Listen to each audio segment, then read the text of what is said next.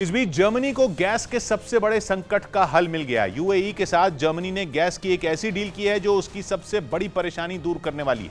पिछले 7 महीने से जर्मनी को रूस की गैस के विकल्प की तलाश थी और उसकी वो तलाश अब जाकर खत्म हुई है। जर्मनी के चांसलर के यूएई पहुंचने के बाद ये डील फाइनल हो पाई। जब से यूक्रेन की जंग शुरू हुई है तब से पूरे यूरोप के लिए गैस का संकट एक बड़ी मुश्किल बना हुआ था। यूं तो पूरे यूरोप के लिए गैस बीते 7 महीनों में सबसे बड़ी कमजोरी बनी रही, लेकिन जर्मनी की हालत सबसे ज्यादा खराब रही। जर्मनी की पूरी तैयारी नॉर्ड स्ट्रीम 2 पाइपलाइन से गैस की सप्लाई के हिसाब से थी। ये पाइपलाइन पूरी तरह बनकर तैयार थी, लेकिन जंग छिड़ने की वजह से कभी गैस की सप्लाई शुरू नहीं हो पाई। ऊपर से रूस से होने वाली गैस की सप्लाई पहले आधी हुई और फिर पूरी तरह बंद हो गई। यूरोप में जर्मनी उन देशों में है जहां गैस की खपत सबसे ज्यादा है, यानी जिसकी जरूरत ज्यादा होगी, किल्लत के वक्त बेहाल भी सबसे ज्यादा वही होगा। जर्मनी के चांसलर का यूएई का दौरा उनकी गैस की डील की वजह से बेहद अहम माना जा रहा था। पता चला है कि यूएई को रूस की गैस का विकल्प। डिजिटल मार्केटिंग को सीखकर आपके प्रोडक्ट्स और सर्विसेज को दुनिया को बेचना चाहते हैं तो फ्रीडम ऐप को अभी डाउनलोड करें।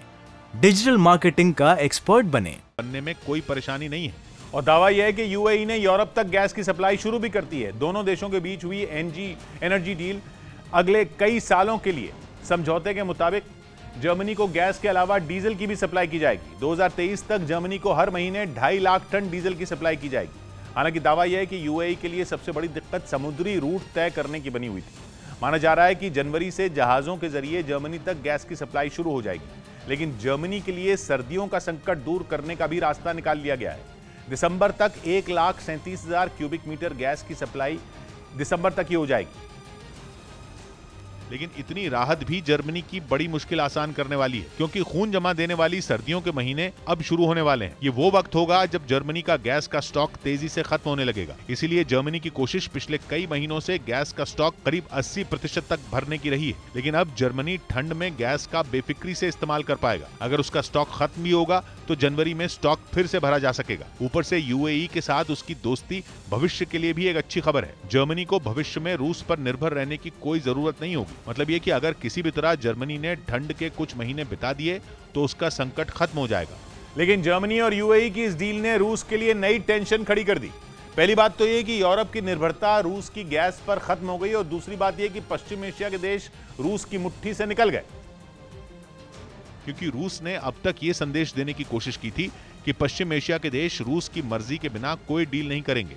ओपेक प्लस संगठन में भी रूस लगातार अपना दबदबा साबित करता रहा है। ये उन देशों का संगठन है जो कच्चा तेल एक्सपोर्ट करते हैं। इन देशों ने अब तक कच्चे तेल का उत्पादन बढ़ाने का फैसला नहीं लिया, लेकिन इस फैसले से केवल रूस ही नहीं, इन सभी देशों का फायदा था, क्योंकि तेल के ऊंचे दाम होने से ये सारे देश अपनी अर्थव्यवस्था को मजबूत कर रहे थे। लेकिन जर्मनी के साथ गैस का सौदा करके यूएई ने रूस को भी साफ संकेत दे दिया, वो ये कि अपने फायदे का कोई सौदा करने से पहले वो रूस से इजाजत नहीं मांगेगा। इसके अलावा यूरोप के बाकी देशों के लिए भी ये डील नए रास्ते खोलने वाली है, क्योंकि यूरोप के वो तमाम देश जो रूस की गैस पर निर्भर थे वो पश्चिम एशिया की तरफ उम्मीद भरी नजरों से देख सकते हैं।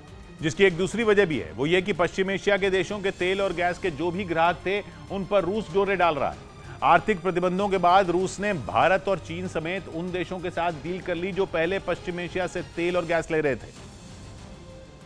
इसीलिए यूएई और सऊदी अरब जैसे देशों के कारोबार पर भी यूक्रेन की जंग का बड़ा असर हुआ है। मोटे डिस्काउंट पर तेल बेचकर रूस ने भारत और चीन को ही नहीं, कई देशों को अपना ग्राहक बनाया। इन देशों की जरूरतें पहले पश्चिम एशिया के देश ही पूरी कर रहे थे, इसीलिए अपने कारोबार के लिए पश्चिम एशिया के देशों को भी नए ग्राहक खोजने की जरूरत है। जाहिर है, जिस यूरोप को रूस ने झटका दे दिया, वहां यूएई और सऊदी अरब को भी अब अवसर दिखने लगा है। यानी यूक्रेन की जंग ने यूरोप को भले ही कुछ महीनों के लिए बेचैन किया हो, लेकिन अब तेल और गैस के कारोबार के नए समीकरण तैयार हैं।